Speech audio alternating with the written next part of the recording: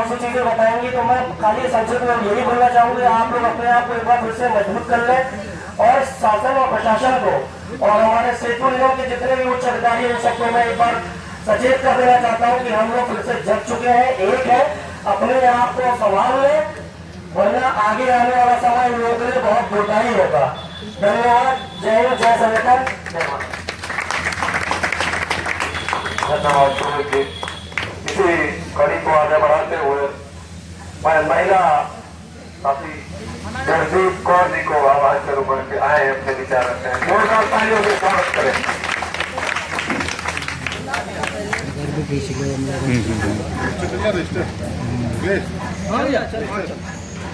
सभी को मेरा नमस्कार। जैसा कि आप सब लोग को अभी बताया हमारे अध्यक्ष जी ने कि अभी एक निर्णय लिया गया है जिसमें हम लोगों को जो लाभ है उससे हम लोगों को जो व्याधिक में चल रहे हैं उनका व्याधिक समाप्त करने के लिए किया गया है। तो अगर ये हमारा प्रॉफिट ही कर लेंगे तो हम लोगों को आगे वाली जितनी भी हमारी फैसिलिटीज है सब खत्म हो जाएंगी।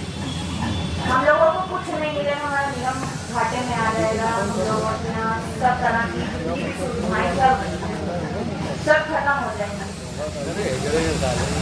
इसकी तरफ हम लोग का ध्यान ना जाए, इसलिए ये लोग हम लोग को छोटी छोटी चीजों से परेशान किया करते हैं। छोटे छोटे हमारे जो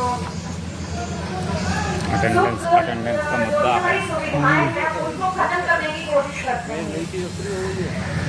जैसे कि अब इन्होंने हमारा ध्यान जो है उसमें लगा दिया है कि सुबह जल्दी और शाम को भी साइन करो। शनिवार को देना रविवार को। जब आप 9:30 से 6 बजे तक ऑफिस कर रहे हैं तो शनिवार को ऑफिस क्यों खोला जाता है? जो काम 9:30 से 6 में नहीं होता वो शनिवार को क्या होता है? ऐसा कि शनिवार को होता है, और अगर शनिवार को होता है तो इसको क्यों फाइल में लिखा जाता है? चाय का आप देख रहे होंगे, अभी चाय का जो पैसा मिलता था अभियंताओं को उसमें वृद्धि कर दी गई बिना किसी जीओ के, बिना किसी आदेश में, बिना किसी शासनादेश। लेकिन हम लोगों ने जब अपना कन्वेंस बढ़ाने के लिए कहा तो इन्होंने कहा कि हमको जियो लाके दिखाओ, हमको रेट ऑफ इंडेक्स लाके दीजिए, और बहुत सी चीजों के लिए इन्होंने हम लोगों को कहना शुरू किया। तो इनको कोई चीज चाहिए उसके लिए शासनादेश नहीं है, लेकिन हमें कुछ चाहिए तो उसके लिए शासनादेश जरूरी है।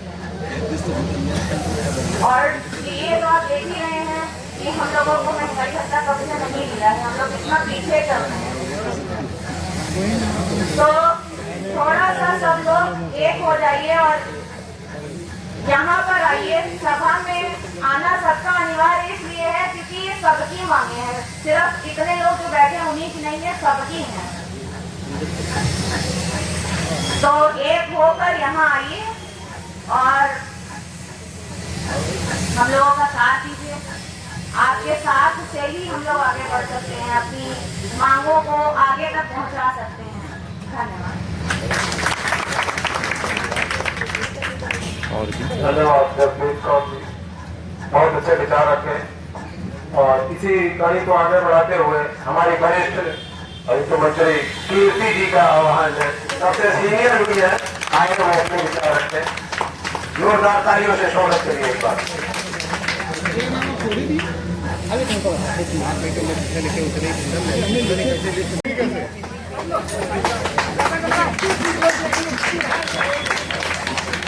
बोलते पाएगा बोलना ऐसे बुलवा लो। हमारे साथी भाइयों और बहनों को सबका नमस्कार है। और देखिए आजकल का समय ऐसा है कि हम सभी को एक होकर बोलना पड़ेगा, लड़ना पड़ेगा, वरना जो चीजें हमारे पास है वो भी हमारे हाथ से निकल जाएंगे। और बहुत जो अंदर कर्मचारी हमारे साथी बैठे हैं उनको लगता है कि वो नहीं आएंगे, ना आने से उनको मिलना ही है, या तो सोचने से काम नहीं चलेगा, साथ देना पड़ेगा सबको।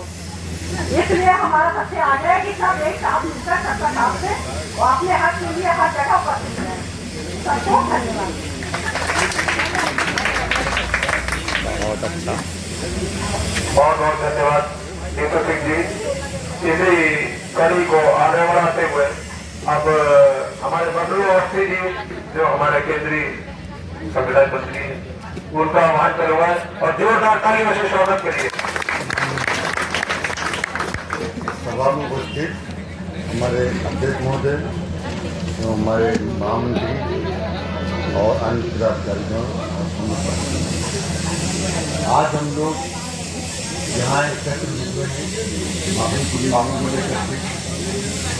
जैसे हमारा जिन्हें काफ़ी समय से बोर्ड मीटिंग की वजह से जो है देना पड़ा है, और यहाँ भी ये होता है कि बोर्ड की मीटिंग की तारीख तय की जाती है और फिर उसको कैंसिल करते हैं। ये हमारे परीक्षा को नष्ट कर दिया गया, लेकिन उसका जांच का कोई भी नहीं है। तो लेकिन परीक्षा को किस कारण से नष्ट कर दिया गया है, उसका क्या महत्वपूर्ण बिंदु, उस पर भी अमल करना चाहिए। 15% कोटे वाली चिट्ठी मैंने देखी, प्रबंधन ने जारी की है।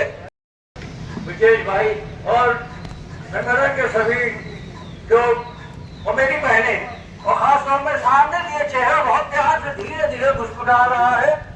मैं चाहूंगा कि ईशा भाई इनको भी जो है थोड़ा सा बोलने का मौका दे, क्योंकि ये देखिए छुप गए मुस्कुराहट के साथ। साथियों, जैसा कि कभी कभी कुछ जगहें ऐसी होती हैं कि जहां पे खड़े हो करके आदमी का खुद अपना ब्लड जो है जोश मारने लगता है, एक नई ताकत, एक नई उमंग आ जाती है। और हकीकत ये है कि ये जो इतना सा बड़ा कैंपस है कि यहाँ पे आकर वो ताकत, वो जोश हम लोगों को मिल जाता है। जिस तरीके से मेरे प्रबंध निदेशक जी ने बहुत ही हल्के में ले रखा है, अभी तक डीए का ना होना, जो ईपीएफ के लाभांश का है उस पर भी कोई सही डिसीजन नहीं है। बी ग्रुप में जो लोग मेरे अभी तक बी ग्रुप में हैं, अभी तक वो रेगुलर नहीं हो पाए हैं। ऐसे बहुत से मुद्दे हैं, जैसे कि ये 7 मुद्दे जो हैं, मैं तो कहता हूं कि 7 मुद्दे नहीं, हर मुद्दे पे यहाँ जो है एक आम सभा हो जानी चाहिए, जिससे कि मुद्दे ज्यादा बढ़ने ही न पाए। जहाँ से शुरुआत हो हम वही, शायद ये बात किसी को अच्छी नहीं लगी कि हर मुद्दे पे आम सभा अगर अच्छी लगी होती तो शायद लोग तालियां भी बजा देते। हमें बड़ी सुस्ती है भैया, प्रांगण में आकर के खड़े होकर कम से कम ब्लड को तो गर्म हो ही जाना चाहिए। भाई नारे भी मेरे विजय भाई लगाइए, क्योंकि उनको ज्यादा ही कुछ ताकत है। फिलहाल तो हम लोग अब बुढ़ापे की तरफ बढ़ चुके हैं, तो क्योंकि अर्जुन में है नई उमंग है, हम लोग तो फिलहाल अब भाई सीधी दीवार में बुढ़ापे की तरफ बढ़ चुके हैं।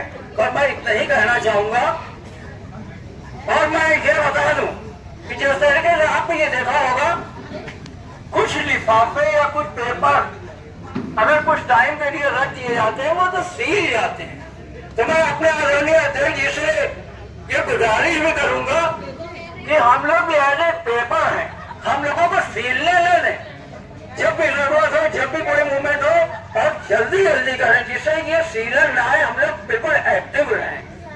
और वैसे हम लोगों को खुद भी हकीकत ये है कि हम लोग भी, और जो मेरे अभी जवान भाई हैं, पहले हैं, इनको भी एक्टिव रहना चाहिए कि अपने मतलब जोश को बिल्कुल ताजा रखें, क्योंकि अब वक्त माहौल वैसा नहीं रह गया है कि हम चाहें कि हमें हर चीज आसानी से मिलेगी, बल्कि ये मान लिया जो मेरे पास मिला हुआ है वो भी हमसे छीनने की कोशिश की जा रही है।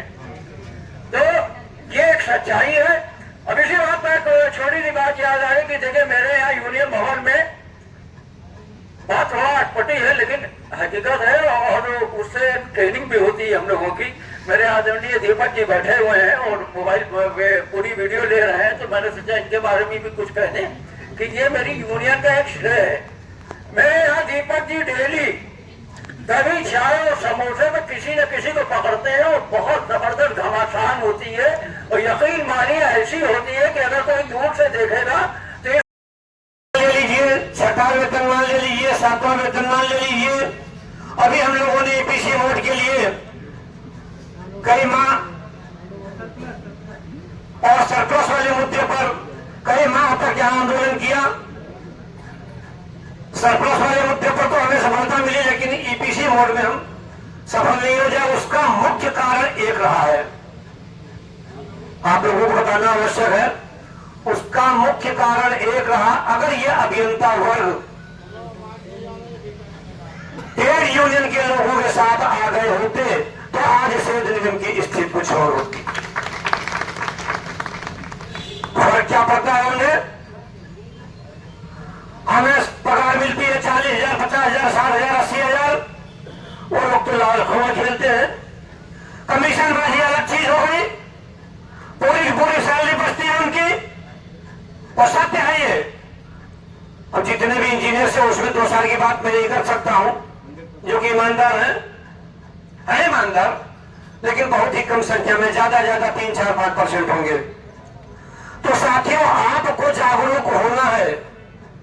और सबसे महत्वपूर्ण बात उन लोगों को मैं बताना चाह रहा हूं जो हमारे नए मृतक आश्रित के लोग आए हुए हैं या जो नई भर्ती हुई है जिस भी रूप में, उन लोगों को बता रहा हूं कि किस तरह से हम लोगों ने सेठ निगम में संघर्ष करके आज यहां तक कम से कम रोजी रोटी खाने भर का एक अवसर आप सभी को प्रदान कराया है, जिसमें अग्रणी भूमिका हमारे सेठ भाई जी की रही है। उन्होंने बहुत संघर्ष किया, हमने भी संघर्ष किया, हमने भी बहुत संघर्ष किया। तो एकता बहुत जरूरी है। और जो लोग साथ नहीं आ रहे, कोई बात नहीं है। एक चींटी है, एक दीवार पर चढ़ती है, बार बार फिसलती है, गिरती है, फिर चढ़ती है, लेकिन एक दिन वो सफल हो जाती है। तो आप लोगों को एकता बनाए रखनी है। और रही बात ये जो आज के 2 जो मुख्य बिंदु हैं, 8% दिए प्लस जो 22 करोड़ का मामला है लाभांश वाला, वो हम लोगों को वितरित नहीं हुआ। मैं तो अगर आवाज प्रबंध तंत्र के खाने तक मेरी पहुंच रही तो उनसे मेरी गुजारिश है कि हमें ये भुगतान किया जाए। 8% दिए का भी जैसे भी हो सके वार्ता करके उसका समाधान निकाला जाए। बस साथियों, ज्यादा न बोलते हुए, क्योंकि वक्त तो बहुत है, और ज्यादा न बोलते हुए अपनी वाणी को विराम देता हूँ। जय हिंद, जय भारत, जय शंकर।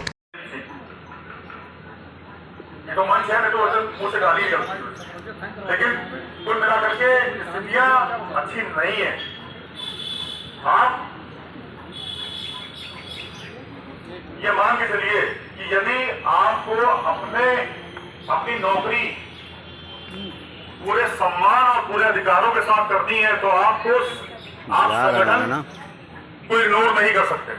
आपको संगठन को लेकर चलना ही पड़ेगा, नहीं तो आपका जीना मुश्किल कर देंगे ये लोग। आई और हम लोग ENC से जाकर मिले कि साहब सेतु निगम को बचाने के लिए उनको भेज दीजिए। तो ये तय हुआ कि सारी एसोसिएशन चिट्ठियां लिख के भेजेंगे। देखो मुंह फैला रहा है। उसमें भी आपदा में अवसर ये लोग ढूंढते हैं। इन लोगों ने चालाकी क्या की कि हमसे चिट्ठी लिखवा ली और दिखाई अपनी चिट्ठी, और अपनी चिट्ठी हटा ली, हमारी चिट्ठी भेजी। वो तो ईश्वर का कृपा थी कि वो, क्योंकि वीके सिंह साहब से बात हुई थी ENC तो कि साहब हमारी तरफ से बात कीजिए और राजा मित्तल साहब को दोबारा बुलवाइए। उसमें खेल ये हुआ कि अगर राजा मित्तल नहीं आते हैं और कोई और आया तो मुख्यालय शाखा के पदाधिकारीगण सभी कर्मचारी साथियों एवं महिला कर्मचारी आज इस 2024 की पहली सभा हो रही है। परीक्षा को नष्ट कर दिया गया, लेकिन उसका जांच में कोई भी नहीं है। तो लेकिन परीक्षा को किस कारण से नष्ट कर दिया गया है, उसका क्या महत्वपूर्ण बिंदु, उस पर भी हमें ध्यान चाहिए। 15% कोटे वाली चिट्ठी मैंने देखी, प्रबंधन ने जारी की है। हमारे थ्रू जाते हैं, पता पता कर लेना। और उनकी पूरी सम्मानित टीम पक्का देखिए 7,02,000 की यहाँ उपस्थित मेरे सभी ठीक है भाइयों, हमारे संगठन के महामंत्री पदाधिकारी साथ में हैं और हमारी सम्मानित कितनी महिला साथी हो। वो तो बताया ढीला ही रह गई।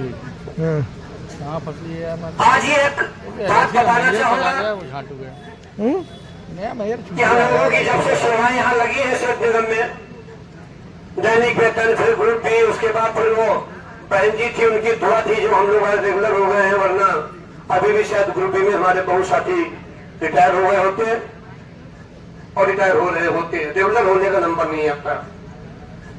तो ये माननीय मायावती जी की देन थी जो हम रेगुलर हो गए हैं। और सेठ निगम का ये इतिहास रहा है। सन 89 से तो हम देख रहे हैं, 89 की मेरी भर्ती हुई है। 89 से हम देख रहे हैं कि बिना संघर्ष के शेख निगम में हम लोगों को कुछ भी प्राप्त नहीं हुआ है। हर मुद्दे पर हमें संघर्ष करना पड़ा, चाहे वो छोटी छोटी बातें हो या बड़ी बातें हो।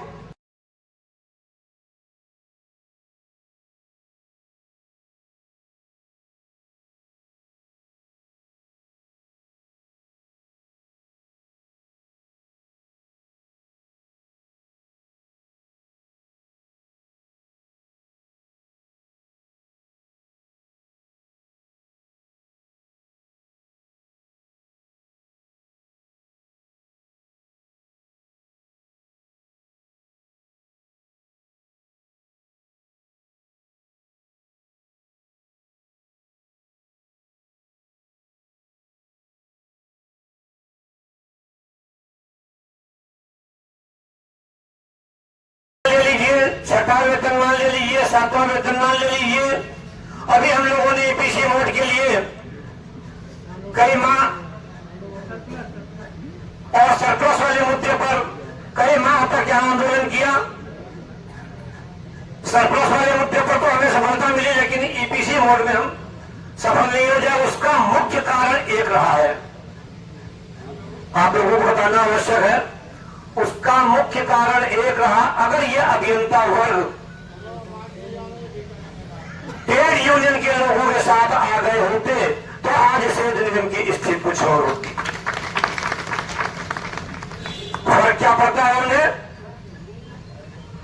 हमें पगार मिलती है 40,000, 50,000, 60,000, 80,000।